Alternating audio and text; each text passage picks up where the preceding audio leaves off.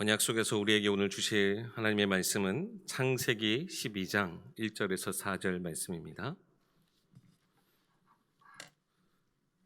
구약성경 창세기 12장 1절에서 4절까지의 말씀입니다. 봉독하겠습니다. 여호와께서 아브라함에게 이르시되 너는 너의 고향과 친척과 아버지의 집을 떠나 내가 내게 보여줄 땅으로 가라. 내가 너로 큰 민족을 이루고 내게 복을 주어 내 이름을 창대하게 하리니 너는 복이 될지라. 너를 축복하는 자에게는 내가 복을 내리고 너를 저주하는 자에게는 내가 저주하리니 땅의 모든 족속이 너로 말미암아 복을 얻을 것이라 하신지라. 이에 아브라함이 여호와의 말씀을 따라갔고 롯도 그와 함께 갔으며 아브라함이 하란을 떠날 때 75세였더라. 아멘. 하임 목사님 나오셔서 아브라함의 인생 스토리라는 제목으로 말씀 전해주시겠습니다.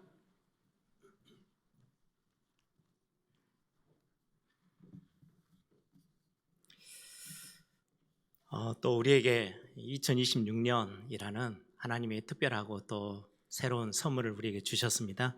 우리 옆에 있는 분들에게 축복하시면서 고백하십시다. 새해 복 많이 받으세요. 우리가 복이라고 말하는 것은 세상 사람들의 복과는 좀 다르죠. 하나님이 주시는 복. 우리 한 번 더 고백합시다. 올해 2026년 우리가 기도 제목으로 삼은 주제인데요. 언약 안에서 믿음으로 도전합시다. 언약 안에서 믿음으로 도전하는 게 어떤 삶인지 오늘은 아브라함의 인생 스토리를 가지고 우리가 언약을 가지고 믿음 가지고 어떻게 도전하는지를 우리가 말씀을 통해서 하나님께서 새해를 시작하는 우리에게 주시는 하나님의 메시지 오늘 또 붙잡는 그런 귀한 시간 되기를 바랍니다.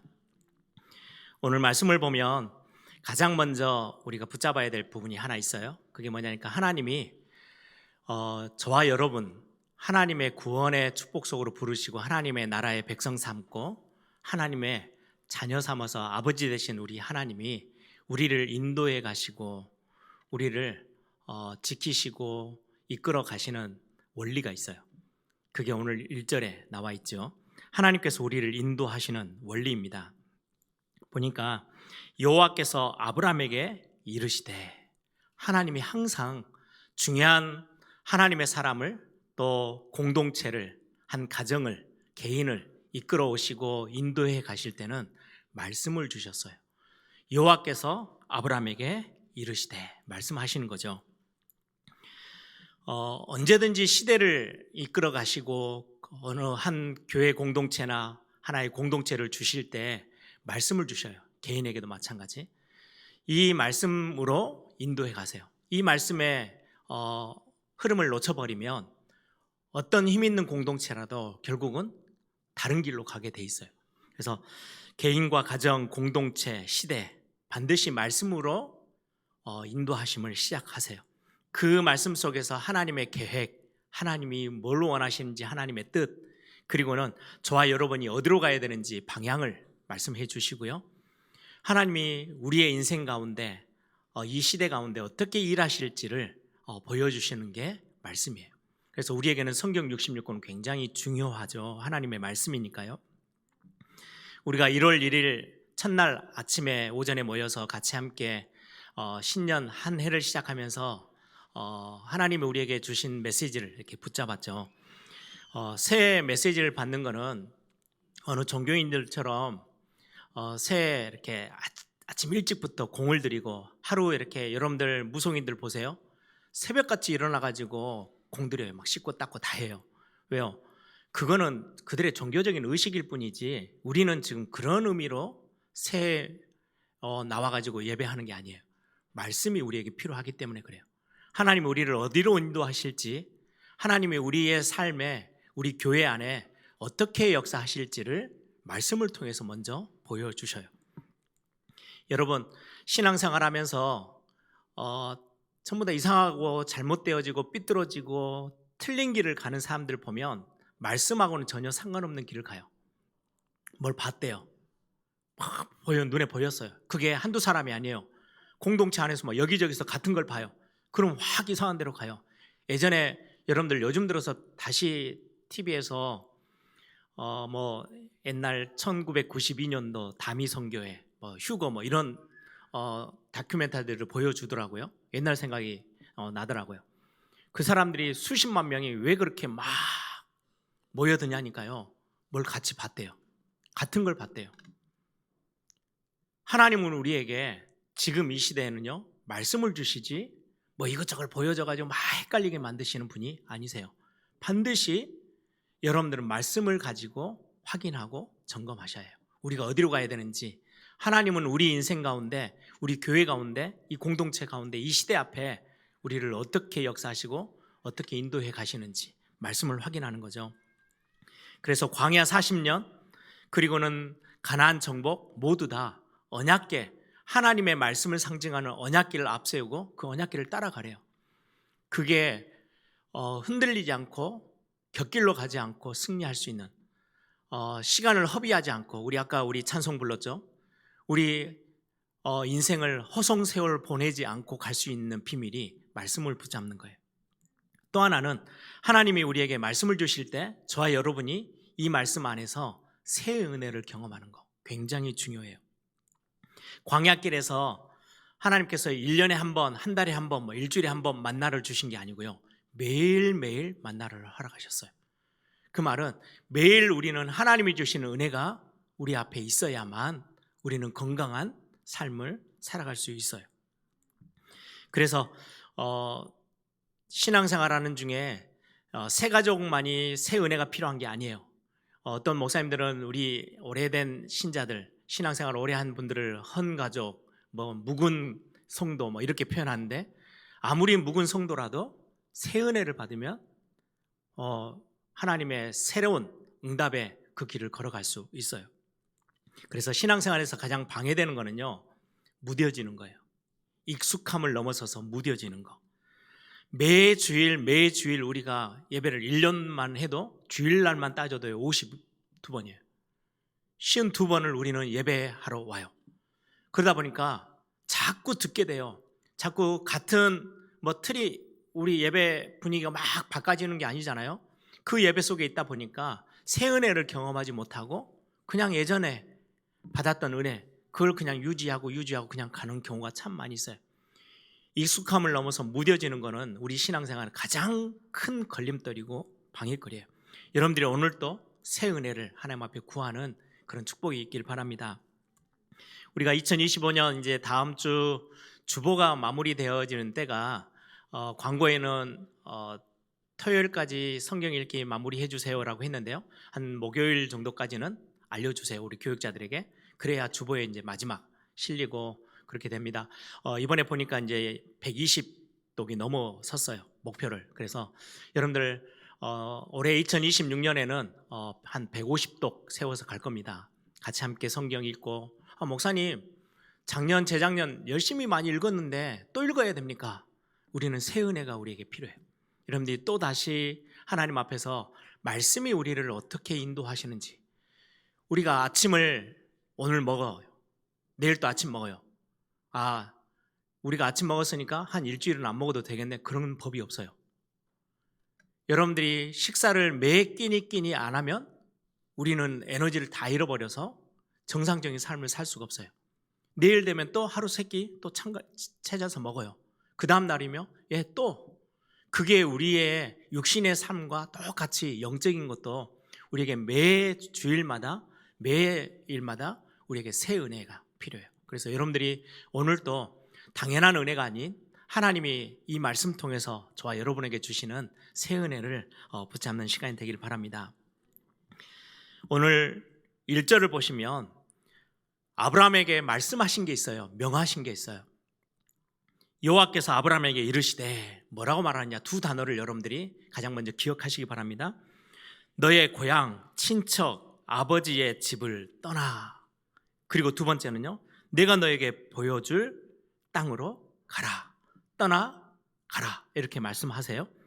떠나라는 말은 고향, 여기 보세요, 조금 좀 넓은 곳에서 점점 좁혀져요. 아주 익숙한 곳으로 좁혀져요. 고향, 친척, 그리고는 자기가 평생 살았던 아버지의 집.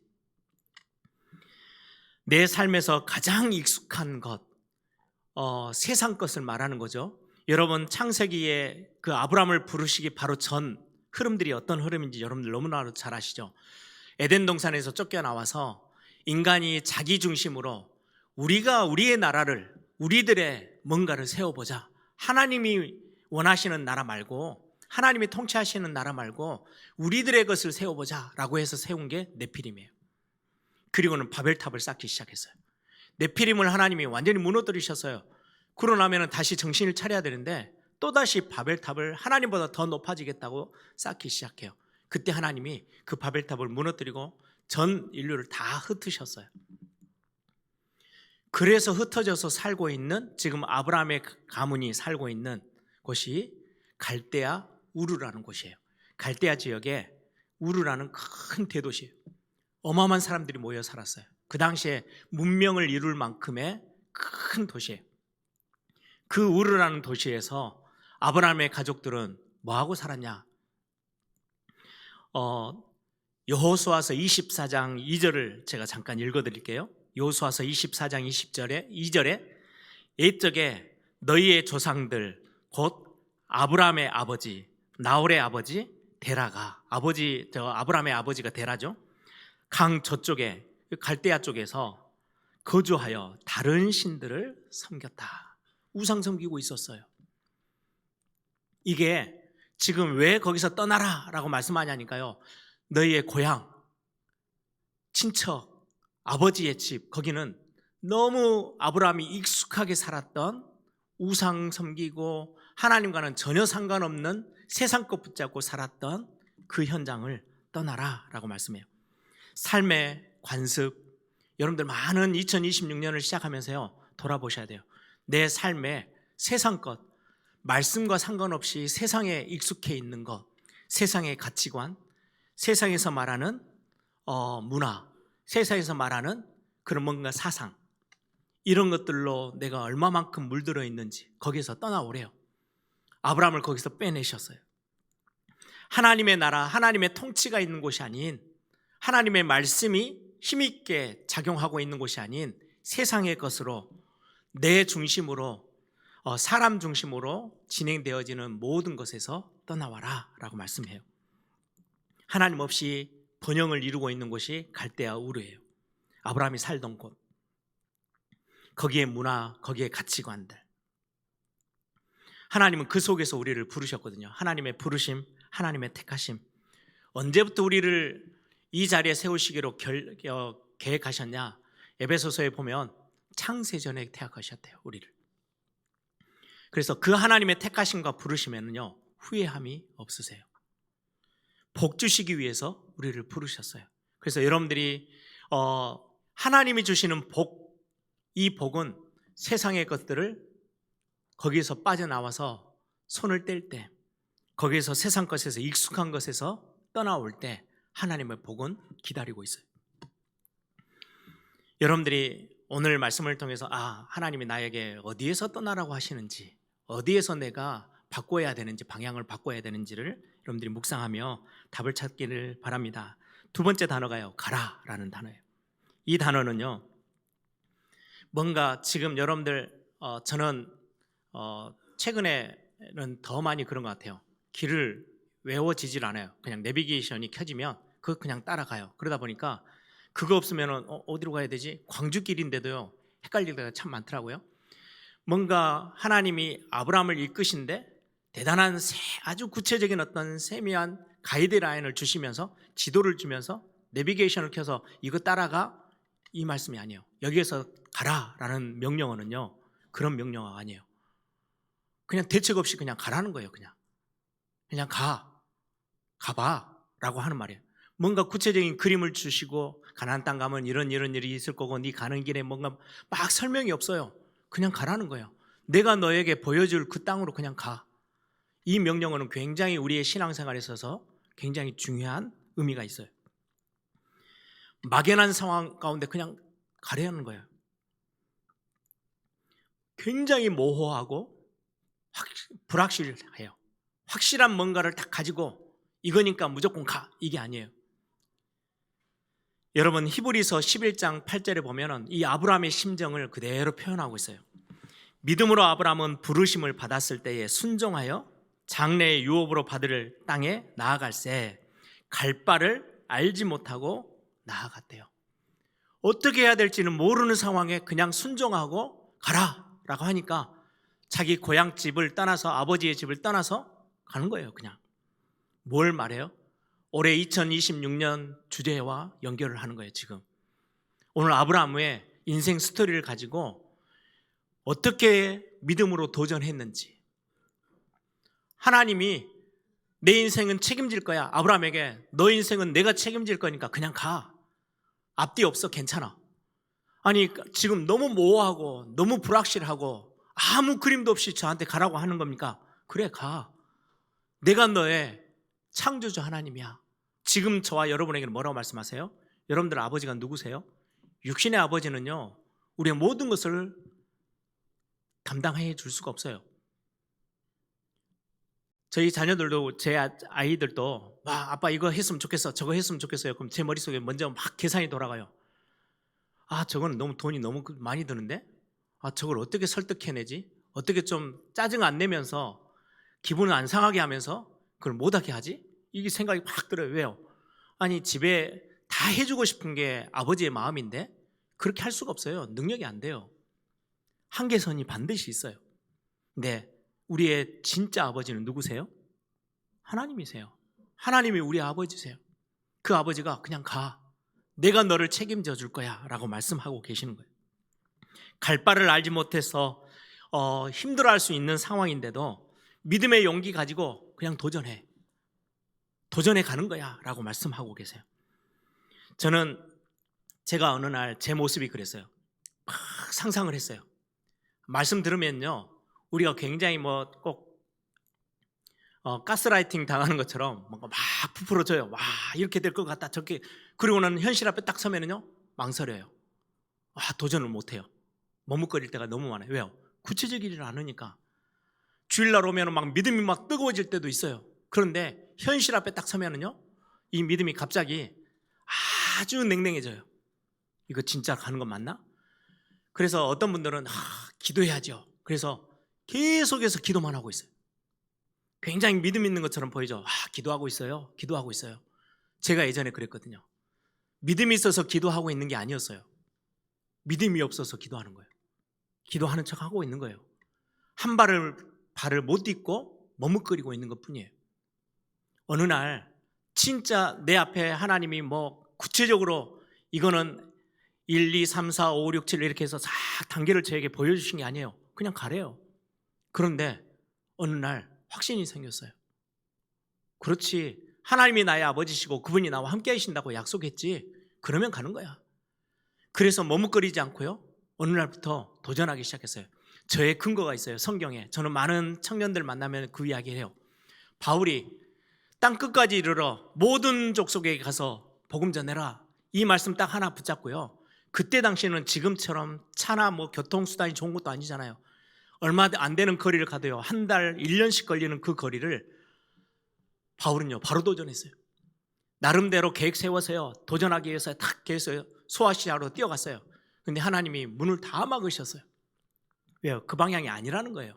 처음부터 그러면 야, 너는 소아시아 말고 마게도냐, 유럽 지역으로 가야 돼 라고 말씀했으면 그 수시간에 바울은 헛고생 안 할 것처럼 보이잖아요. 아니요, 바울은 도전해요. 많은 사람들은요, 그게 눈에 보이지 않으니까, 불확실하니까 망설일 뿐이에요. 바울은 도전해요. 제가 어느 날 바울의 삶을 보면서, 인생 스토리를 보면서, 그래, 도전해, 나도 그냥 가는 거야. 그런데 이 길이 아니면 어떻게 하지? 하나님이 드로아의 밤에서, 드로아 지역에서 밤에 환상을 보여주시면서까지라도 내 방향을 트시겠지. 내가 하나님이 원하시는 것 붙잡고 내가 뛴다면, 소원을 두고 도전한다면 그 다음은 하나님이 책임지실 거야. 내가 머뭇거리고, 세상 사람들은 머뭇거리는 것도 없이 막 도전하거든요. 이게 틀린지 맞은지도 모르고 막 도전해요. 그 배경도 없어요. 자기들의 뭔가의 어떤 성공의 뒷배 없어요. 그냥 막 뛰는 거예요. 근데 우리는요, 완벽한 뒷배가 있어요. 하나님이 우리와 함께 하신대요. 그래서 믿음의 용기 가지고 도전하라고 우리에게 2026년 말씀하고 있어요. 그림만 그리고 있지 말고 그냥 머무리꼴이 있지 말고 책임질 테니까 무조건 가라고 우리에게 말씀해요. 이거는 도전은 아무 답도 없이 그냥 막 뛰라는 말이 아니에요. 지난 우리 메시지 1월 1일 들었죠. 언약이라는 게 하나님이 내가 너와 함께 할 거야. 이게 언약이에요. 성경 66권을 완전히 엑기스만 딱 뽑으면 뭐라고 말씀했죠? 너는 내 백성이야. 나는 너의 하나님이야. 내가 너와 함께 할 거야. 이게 언약의 핵심 중에 핵심이에요. 성경 66권의 가장 중요한 부분이에요. 그래서 예수님이 공생애 때 제자들과 함께 하시면서 내가 곧 육신적으로는 너희들을 떠날 거야. 그런데 그냥 홀로 두지 않아. 성령을 내가 너희에게 보내서 철저히 너희들과 함께하게 할 거야. 하나님 책임지신대요.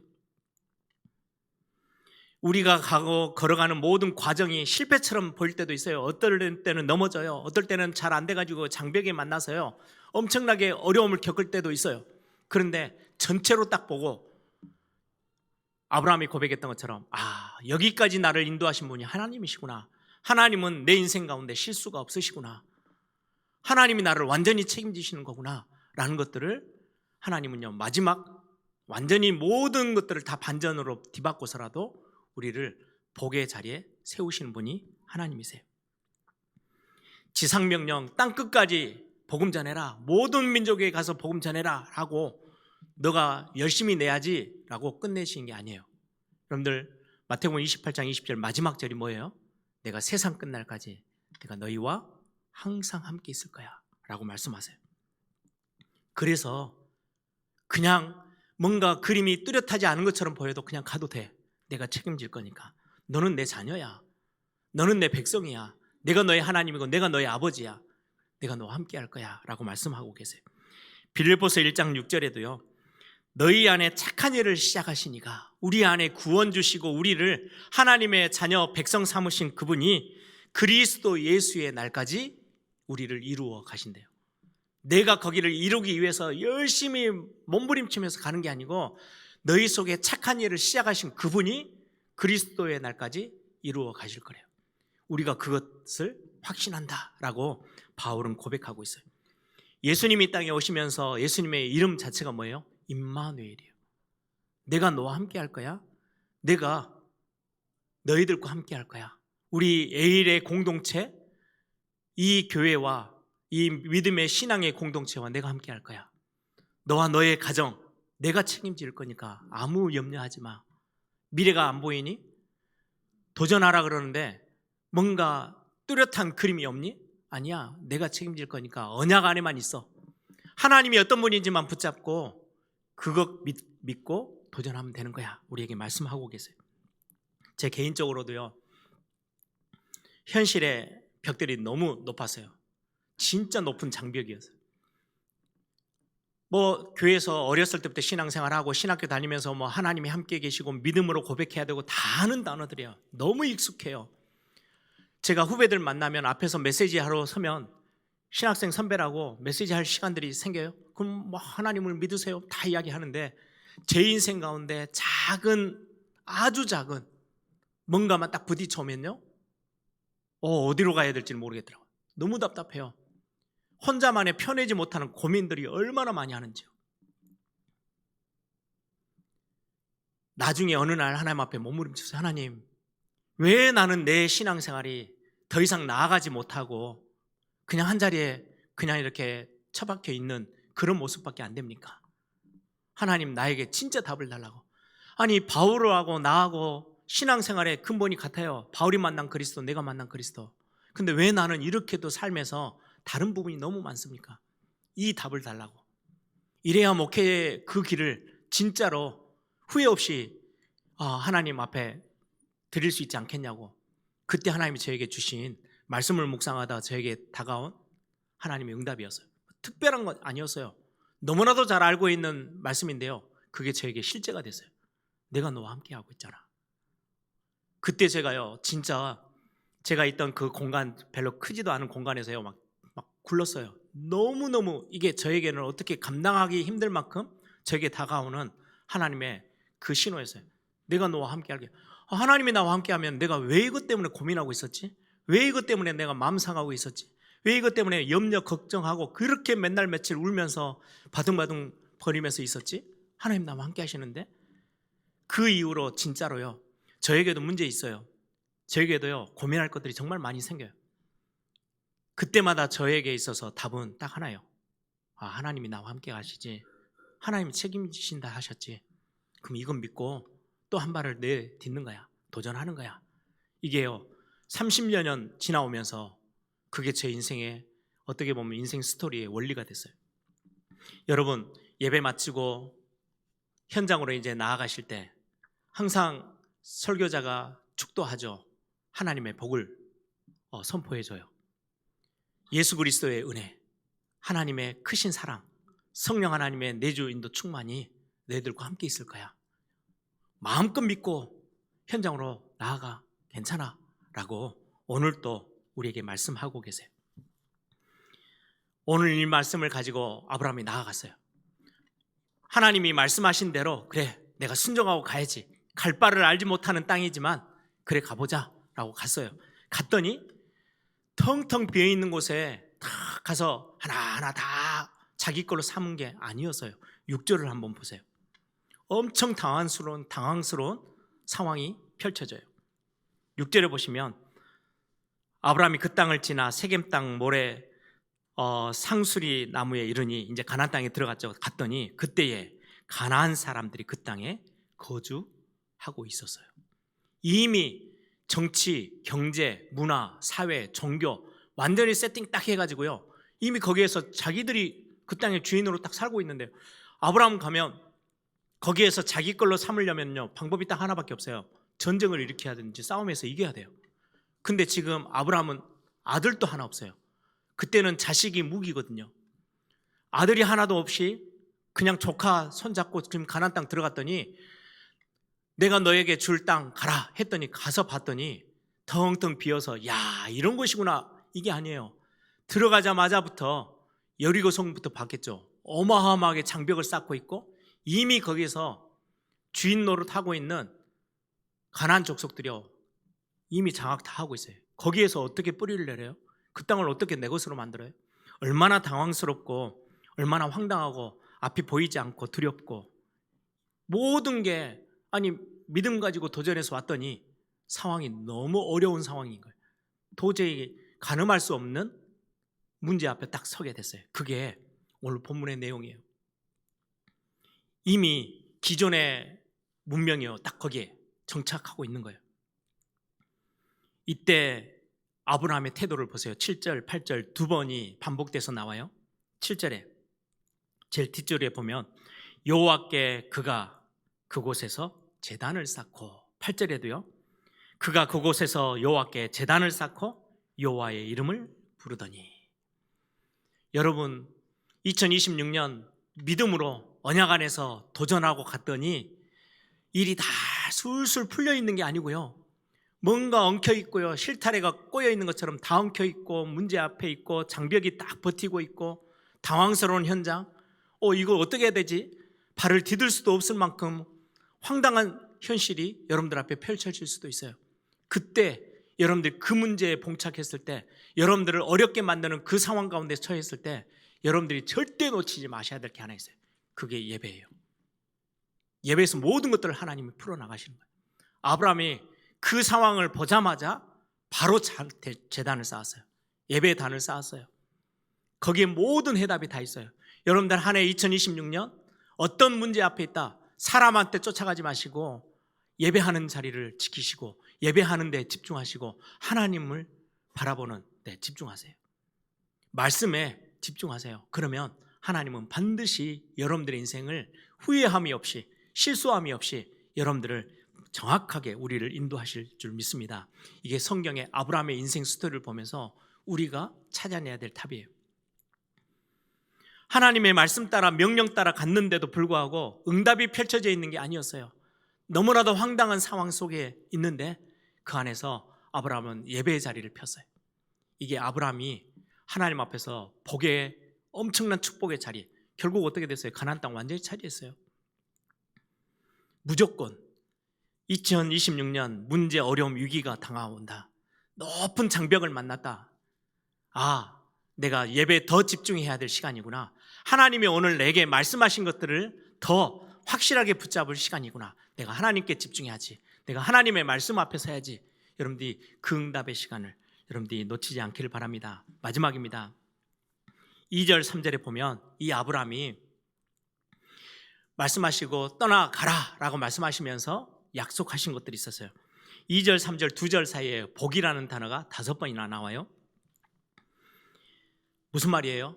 지금 아브라함이 그 도전에서 가는 그 가나안 땅은 이미 그 시대, 그 분위기, 영적인 모든 것들이요 완전히 하나님을 떠나 있는 세상 것으로 가득 차 있는 저주로 멸망으로 뒤덮여져 있는 땅이에요. 하나님을 떠나 있는 인류의 모습이 그렇죠. 멸망, 저주, 심판의 땅. 거기서 한숨, 비명을 지르고 눈물을 흘릴 수밖에 없는 그곳에 가서 뭘 전달하라고요? 하나님의 복을 전달하래요. 하나님의 복이 뭔지를 거기 가서 보여주래요. 그래서 하나님이 가자마자 첫 번째 주신 것들이 내가 너를 복의 근원으로 삼을 거야. 너는 복 자체야. 네가 들어가는 곳을 멸망을 복으로, 저주를 복으로, 신음소리를 복으로, 눈물을 복으로, 한숨 쉬는 것을 찬양으로 다 바꿀 거야. 하나님이 저와 여러분에게 주시는 약속이에요. 저와 여러분의 가정, 가문 뿐만 아니라 여러분들의 산업의 현장, 여러분들의 직장, 우리 학생들의 학교 현장들. 그래서 저는 그런 기도를 해요. 또 이번 1월달 많은 학생들의 수련회 훈련들이 있죠. 1월달에 또 청소년 겨울 수련회가 있어요. 그 수련회는 우리가 은혜로 무기로 딱 장착해서요. 학교라는 멸망, 저주, 한숨의 그 현장에요. 복덩어리로 들어가는 거예요. 그들의 눈물 한숨을요. 하나님 앞에 고백과 찬양으로 바꿀 어마어마한 복을 전달할 자로 가는 거예요. 1월 달에 우리 또 청소년들이 일본에 단기 선교를 가요. 일본은요, 자기네들이 말하는 단어들이에요. 800만 우상. 800만이란 말은 일본어로 일본 사람들이 그러시더라고요. 그건 숫자의 개념이 아니래요. 엄청 많다. 우리 경상도 말로 억수로 많다. 우리 전라도 말로 허벌나게 많다. 이런 단어래요. 800만이라는 게 일본에 가득 차 있는 우상 귀신 문화, 거기에 하나님의 복을 가지고 그 흘러보내기 위해서 걸어가는 발걸음이에요. 완전히 다른 거죠. 지금 아브라함을 그렇게 하나님이 택하셨어요. 하나님의 계획 속에 아브라함이 있었어요. 그 가나안 땅 전체를 두고 시대를 내다보고 지금 네피림, 바벨탑, 그리고는 세상에 완전히 펼쳐져 있는 하나님과 상관없는 흑암에 잡혀있는 멸망으로 저주로 가득 차 있는 그 땅 앞에 그걸 뒤바꿀 수 있는 하나님의 원대한 계획 속에 누가 있냐? 저와 여러분이 있어요. 내가 있는 거예요. 그 속에. 언제부터요? 처음부터. 아니 목사님, 저는 무슨 시대의 무슨 흐름을 바꾸고 내 지금 직장이나 산업의 현장에서 분위기를 바꾸고 뭔가 멸망과 저주를 바꿀 만한 처지가 아닌데요. 내가 지금 먹고 사는 게 죽겠는데요. 성경은 뭐라고 말씀하십니까? 고린도전서 1장 26절에서 29절. 형제들아, 너희를 부르심을 봐라. 육체를 따라 지혜로운 자가 많지 않고 능한 자가 많지 않고 문벌 좋은 자가 많지 않다. 아예 없는 게 아니에요. 많지 않대요. 그런데 하나님께서 세상에 미련한 것들을 택하사 지혜 있는 자들을 부끄럽게 하시려고, 세상에 약한 것들을 택하사 강한 것들을 부끄럽게 하시고, 하나님께서 세상에 천한 것들, 멸시받는 것들, 없는 것들을 택하사 있는 것들을 피하려 하신다. 왜요? 이유가 있어요. 마지막 절에 이는 아무 육체도 이 땅에 사는 어떤 인간도 하나님 앞에서 자랑하지 못하게 하려 하심이라. 연약한 아니 내가 무슨 하나님의 계획의 가장 한복판에 주인공으로 서 있습니까? 시대를 바꾸고 멸망과 저주의 흐름을 완전히 뒤바꿀 수 있는 자로 하나님 나를 계획하셨다고요? 창세전에요? 아니 나는 지금 형편이 지금 겨우 먹고 사는 것도 버득버득 살아가는데요. 그런데도 나를 하나님의 계획 한복판에 두셨다고요? 예, 하나님이 그렇게 하신대요. 왜요? 내가 했다라고 자랑하지 못하게 하려고. 아, 하나님이 진짜 하셨네. 하나님은 살아계시네. 하나님이 진짜로 능력이 있고 하나님은 살아계셔서 이 땅의 주인이 맞네. 창조주 하나님이 맞으시네 라고 저와 여러분을 증인으로 삼기 위해서 아무 육체도 하나님 앞에서 스스로 자기 것 자랑하지 못하게 하려고. 교회는요, 어떻게 보면요, 대단한 인물들이요 없는 것처럼 보여요. 여러분, 제가 항상 우스갯소리로 이야기하죠. 제가 저 대학생들을 데리고 대학사에 갈 때 저 영천에 있는, 경산도에 있는 만불사, 불상이 10,000개가 넘는다 그래서 만불사예요. 갔더니요, 아주 조그만한 손가락만한 불상 밑에요, 이름을 다 적어놨는데 그거는요 몇십만 원 한대요. 그 이름 하나 적는 거. 조금 이 컵 정도 되는 불상에 이름을 적으면요 1,000만 원이 무조건 넘어가요. 조금 큰 거는요 몇 억이에요. 그게, 그런 불상이 10,000개가 넘어요. 와, 나중에 알고 보니까요, 그 만불사의 지주가 전국의 지주들 중에 최고로 경제의 머리가 제일 뛰어난 사람이래요. 어마어마하게 굴린 거예요. 그런데 계획을 짠다고 사람들이 옵니까? 엄청나게 성공자들이 더 안 망하려고, 이상한 문제 안 생기게 하려고 거기다가 돈을 갖다 그렇게 쏟아부었어요. 그럼에도 불구하고 망하고 나면 어디로 온지 아세요? 그제서야, 완전히 바닥치고 나면 그제서야 교회 와요. 그러니까 교회는요 대단한 인물이 안 보이는 것처럼 보여요. 근데 하나님이 왜 그렇게 하시느냐? 약한 자들을 세상 사람들이 볼 때는 천하다고 느끼고 멸시받는 거 없는 것처럼 보이는 사람들이지만 하나님이 보실 땐 그게 아닌 거예요. 하나님의 계획 속에는 한복판에 서 있는 사람들. 저를 비롯해서 우리 교역자들이 부족한 게 참 많죠. 제가 뭐 이렇게 사역하고 하면요, 예전에 30년 전에 저랑 같이 공부했던 신학생들, 제 동기들, 선배들이 보면요, 저를 만나면 이제 이리저리 소문을 들어요.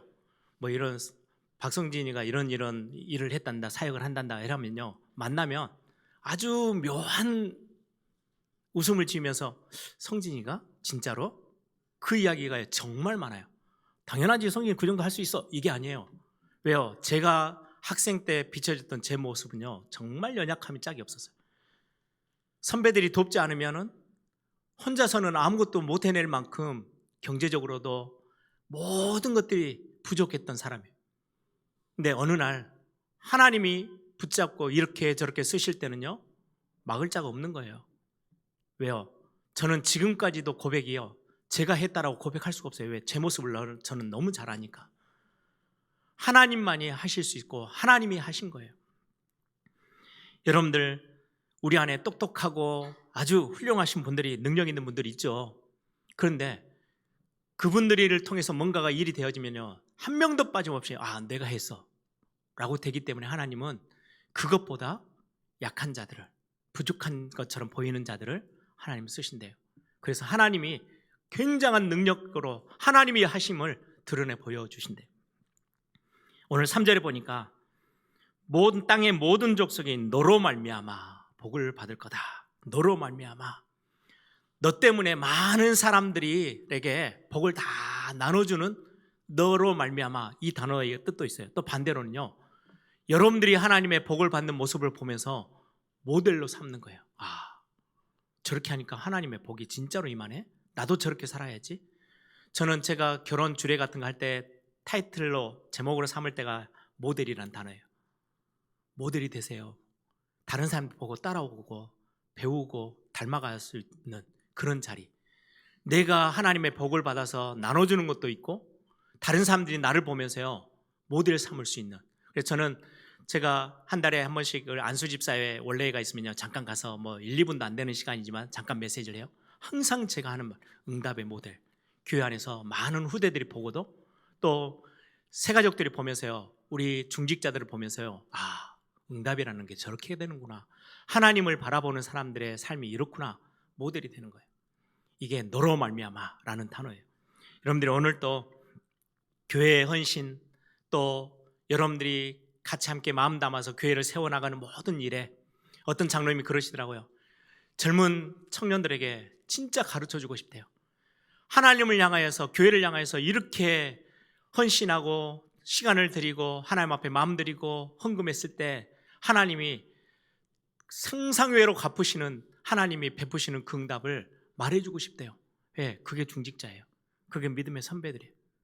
꼭 그 응답의 축복 속에 우리 애일교회 모든 이 자리에 있는 모든 분들이 주역, 모델의 자리에 서는 그런 축복이 있기를 소망합니다.